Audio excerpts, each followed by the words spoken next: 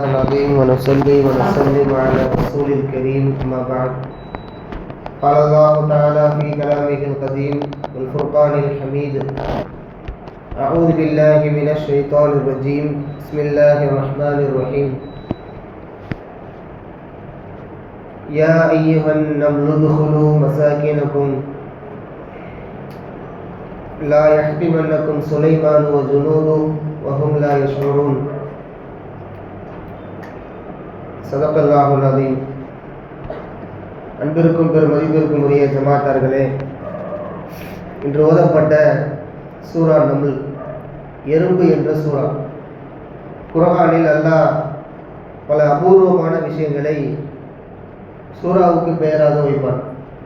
அந்த வகையில் அல்லாஹ் ஜல்லஷானஹு தஆலா உலகில் வாழக்கூடிய பல ஜீவராசிகளின் பெயர்களை தேர்ந்தெடுத்து அந்த பெயர்களை சூராவுக்கு பெயராக வைக்கிறார். சூரத்துல் பக்ரா எல்லாருக்கும் தெரியும், மாடு அப்படின்னு அர்த்தம். சூரத்துல் நஹல் அப்படின்னு ஒன்று இருக்குது, தேனி அப்படின்னு அர்த்தம். சூரத்துல் அன்கபூத் சிலந்தி அப்படின்னு அர்த்தம். சூரத்துல் ஃபீல் யானை அப்படின்னு அர்த்தம். இப்போ நாம் இன்னைக்கு பார்க்குற சூறா, ஓதப்பட்ட சூறா சூரத்துல் நம்ல். நம்ல் என்றால் எறும்பு என்று அர்த்தம். ஏன் அல்லாஹ் இந்த சூறாவுக்கு எறும்பு என்று பெயர் வைக்கிறார்கள்? உலகத்தில் வாயை பிளந்து பார்க்கக்கூடிய எண்ணற்ற உயிரினங்கள் இருக்கிறது, மிருகங்கள் இருக்கிறது. அவை எல்லாவற்றையும் விட்டு அல்லாஹ் ஒரு சூறாவுக்கு இருக்கிறதே ரொம்ப சின்ன உயிரினமான நம்ல் என்று ஏன் பெயர் வைக்க வேண்டும்? அந்த நம்ல் செய்த வேலை என்ன? அந்த சூறாவில் எறும்பு செய்த ஒரு வேலையை அல்லாஹ் சுட்டி காட்டுகிறான். சுலைமான் நபிக்கு பொதுவாக அல்லாஹ் ஒரு சக்தியை கொடுத்துருந்தான். உலகத்தில் வாழக்கூடிய ஜீவராசிகள் பேசுறது அவங்களுக்கு கேட்கும். ஜீவராசிகள் என்ன பேசுதோ, அது என்னென்ன கம்யூனிகேஷன் வச்சுக்குதோ அதெல்லாம் இவங்களுக்கு விளங்கும். இந்த மாதிரி ஒரு அபூர்வ ஆற்றலே அல்லாஹ் சுலைமான் நபிக்கு கொடுத்துருந்தான். உள்ளிம்னா மத்தியத்த தயிர் குர்ஆன்ல வருது. இன்னைக்கு ஓதப்பட்ட ஆயத்துகளில் இந்த வரி இருக்கு. உள்ளிம்னா மத்திய கத்தையர், பறவைகள் பேசுவது எனக்கு கற்றுக் கொடுக்கப்பட்டது. சுலைமான் நபி சொல்றாங்க இந்த வார்த்தையை. பறவைகள் மட்டுமல்ல, நீரில் நீந்தக்கூடிய மீன்கள், பெரிய மிருகங்கள், ரோட்டில் இருக்கக்கூடிய நாய் போன்ற உயிரினங்கள், கண்ணுக்கே தெரியாமல் ஊர்ந்து செல்லக்கூடிய எறும்புகள், இது எல்லாம் பேசுறது சுலைமான் நபிக்கு கேட்கும். இப்படி ஒரு அதிசயமான ஒரு அபூர்வமான ஆற்றலை அந்த நபிக்கு எல்லாம் கொடுத்துருந்தாங்க.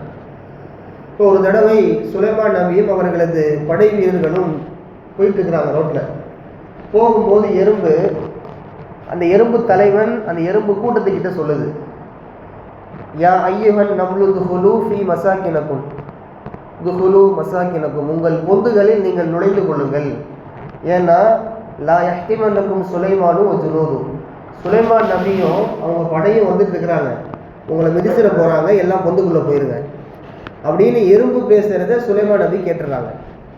எறும்பு அந்த எறும்பினுடைய அக்கறையை பார்த்து, அதனுடைய கேர், தன் சமூகத்தின் மீதான அந்த உணர்வு, அந்த பொறுப்புணர்ச்சி, அதை பார்த்துட்டு சுலைமான் நபி சிரிக்கிறாங்க அப்படின்னு குர்ஆன்ல வருது. எப்படி ஒரு எறும்பு பேசுறது சுலைமான் நபிக்கு தெரியும்? இது ஒரு ஆற்றல். அல்லாஹ் அந்த நபிக்கு ஒரு அபூர்வமான ஆற்றலை கொடுத்துருந்தாங்க. அப்போ எறும்புகள், பறவைகள் இதுவெல்லாம் பேசுமா? அதுகளுக்குள்ள கம்யூனிகேஷன் இருக்குதா அப்படின்னு கேட்டால் நல்லாவே இருக்குது. எப்படி மனிதர்கள் பேசுகிறாங்களோ பறவைகளும் அதுகள் பேசும். அதனுடைய ராகங்கள், அதனுடைய கத்துதல், அதனுடைய கூச்சல், இது எல்லாத்துக்குமே ஒரு அர்த்தம் இருக்குது. சும்மா கத்தலை, சும்மா அது ராகம் இடலை. ஒரு தேனி ஒவ்வொரு மாடுலேஷனில் கத்துன்னு சொல்கிறாங்க. இந்த பாட்டனி அதே போல் பார்த்தீங்கன்னா ஜுவாலஜி படிக்கக்கூடிய ஸ்டூடெண்ட்ஸுக்கு தெரியும். உயிரியல் சார்ந்த, தாவரங்கள் சார்ந்த, அந்த மாதிரி அது சம்மந்தப்பட்ட படிப்புகள், எஜுகேஷன் படிக்கக்கூடிய மாணவர்களுக்கு தெரியும் பறவைகள் எப்படியெல்லாம் அது பேசும், என்னென்ன செஞ்சால் அது இந்தந்த பதில் அப்படின்ற அந்த விஷயங்கள். இது நபிக்கே எல்லாம் கொடுத்துருந்தா அப்படின்றது ரொம்ப ஆச்சரியம்தான். இப்போ நாம் சொல்ல வர விஷயம் என்ன அப்படின்னா, பறவைகள் பேசுறது மட்டுமல்ல, அது அல்லாஹ்வை திக்ரு செய்யும். அதுதான் இன்னைக்கு டாபிக். மனிதர்களாகிய நாம மட்டும் தொழுகிறோம், அல்லாஹ்வை குனிந்து எந்திக்கிறோம், சுஜூது செய்கிறோம், ருக்கு செய்கிறோம் அப்படின்றது அல்ல.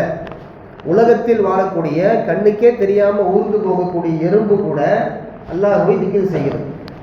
அல்லாஹ்வை திக்ரு செய்கிறது என்று குர்ஆனில் வருகிறது. குல்லுன் கது அலிம ஸலாத்தஹு வ தஸ்பீஹஹு, எல்லாம் உலகத்தில் வாழக்கூடிய எல்லாம் அதனுடைய தொழுகையையும் அதனுடைய தஸ்பீஹையும் அறிந்து வைத்திருக்கின்றன, அதை அல்லாஹ் தான் அறிந்தவன் அப்படின்ற வசனம் சூரா நூறிலே இடம்பெறுகிறது. இதற்குரிய மக்களே, அப்போ ஜீவராசிகளுக்கும் அல்லாஹ்வுக்கும் தொடர்பு உண்டு. எப்படி நமக்கு ரிஸ்க் அல்லாஹ் கொடுக்குறான், நாம் அல்லாஹ்வுக்கு நன்றி செலுத்துகிறோமோ, நாம் அல்லாஹ்வுக்கு தஸ்பீஹ் செய்கிறோமோ, அந்த மாதிரி விலங்குகளும் தஸ்பீஹ் செய்கிறது, அது அல்லாஹ்வை தொழுதுட்டு இருக்கு அப்படின்ற விஷயத்தான் நம்ம இன்னைக்கு பார்க்க போகிறோம். அப்போது விலங்குகளுக்கும் உள்ள ஒரு கம்யூனிகேஷன் இருக்குது அப்படின்ற விஷயம் ரொம்ப அபூர்வமானது.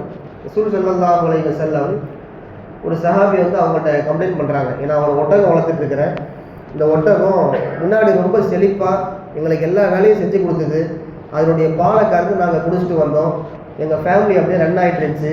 ஒரு கட்டத்தில் பார்த்தா அந்த ஒட்டகம் வந்து ரொம்ப மெலிஞ்சு போச்சு, பால் வர்றதில்லை, வேலையும் செய்கிறதில்லை, ரொம்ப கஷ்டமாக இருக்குது, எங்களுக்கு வாழ்வாதாரமே ரொம்ப கேள்விக்குறியாக இருக்குது அப்படின்னு அந்த சஹாபி சொல்லும்போது, நான் வந்து பார்க்குறேன் அப்படின்னு ரசூலுல்லாஹ் சொல்லுவாங்க. அந்த ஒட்டகத்தை நோக்கி ரசூலுல்லாஹ் போவாங்க.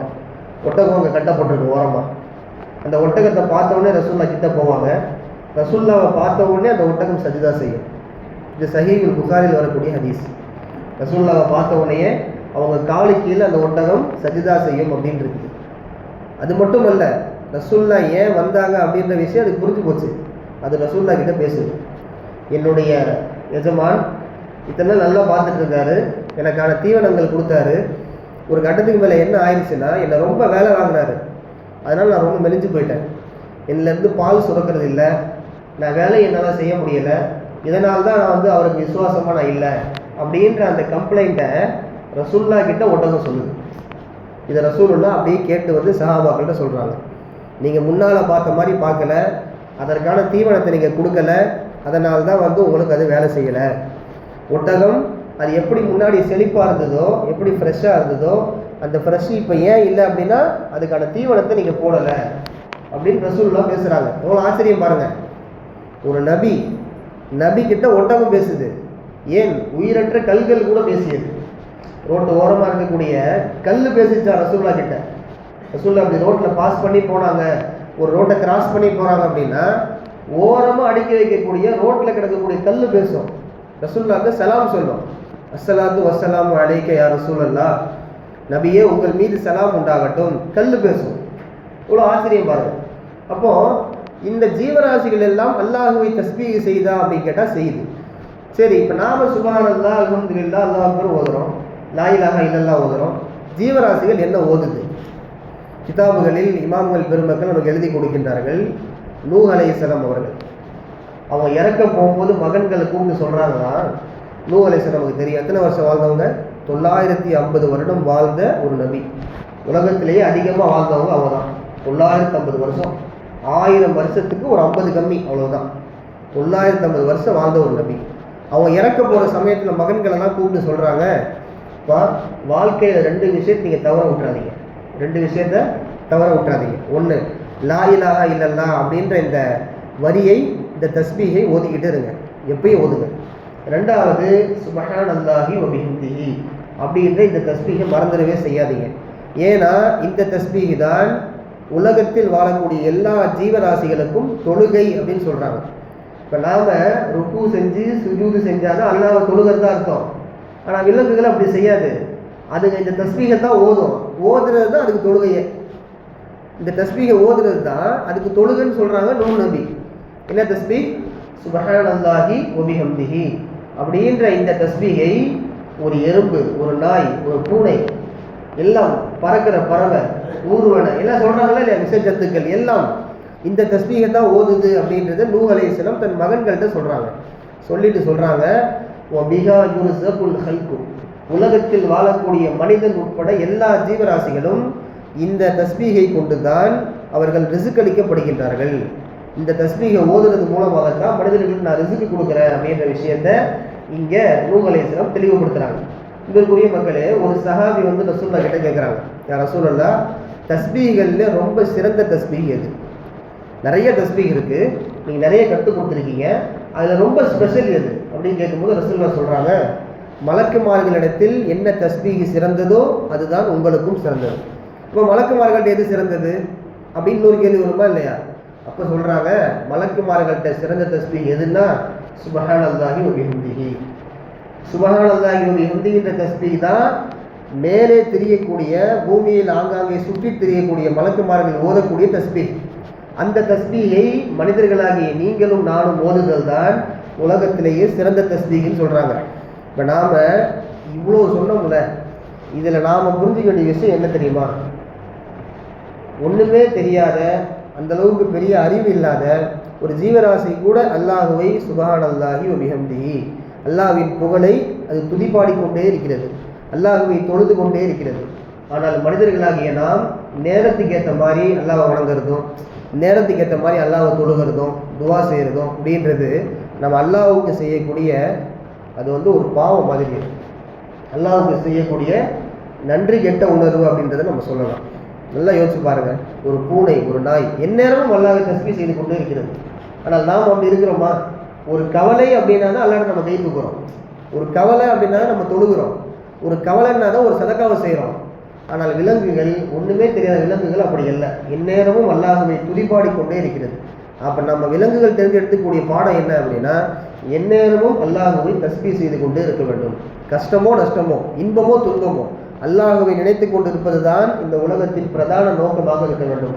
இப்படிப்பட்ட பாக்கியவான்களின் பட்டியலில் அல்லாஹ்வை துதி செய்யக்கூடிய மக்களாக வல்ல இறைவன் உங்களையும் என்னையும் ஆக்கி அருள்வானாக. வாஹிரு தஅவானா அல்ஹம்துலில்லாஹி ரப்பில் ஆலமீன். அஸ்ஸலாமு அலைக்கும் வரஹ்மத்துல்லாஹி வபரகாத்துஹு.